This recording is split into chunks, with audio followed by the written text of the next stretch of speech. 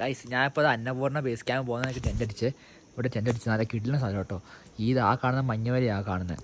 അപ്പോൾ ഇവിടുത്തെ ഒരു പാവം രീതി ഞാൻ പറഞ്ഞ പൈസ ഇല്ല, അപ്പോൾ ഫുഡും കാര്യമൊക്കെ കൊണ്ട് ഞാനിപ്പോൾ ഈ പീനട്ട് ബട്ടറും ബ്രെഡൊക്കെ കൊണ്ടുവന്നു. അപ്പോൾ ചായ വേണോ ചോദിച്ചു. ഇവിടെ ചായയുടെ മെനു ഉണ്ട് ഇപ്പോൾ 150 രൂപ. അപ്പോൾ ദീദി പറഞ്ഞു ഫ്രീ ആയിട്ട് തരാമെന്ന് പറഞ്ഞു. അതാണ് ദീദി ആപ്കാ നാം? हमका नाम അപ്പോൾ ദീദി നമുക്ക് ഫ്രീ ആയിട്ട് ചായയൊക്കെ ഉണ്ടാക്കി തരുമോ ഇവിടെ പാവുണ്ടാവും. ഒന്നിനെങ്കിൽ ഞാൻ പറഞ്ഞ കുഴപ്പമില്ല, പൈസ ഇല്ലാതെ പറയുന്നത് കുഴപ്പമില്ല, ഫ്രീ ആയിട്ട് തരാമെന്നൊക്കെ പറഞ്ഞ് പാവം ചായയൊക്കെ ഫ്രീ ആയിട്ട് തരിക.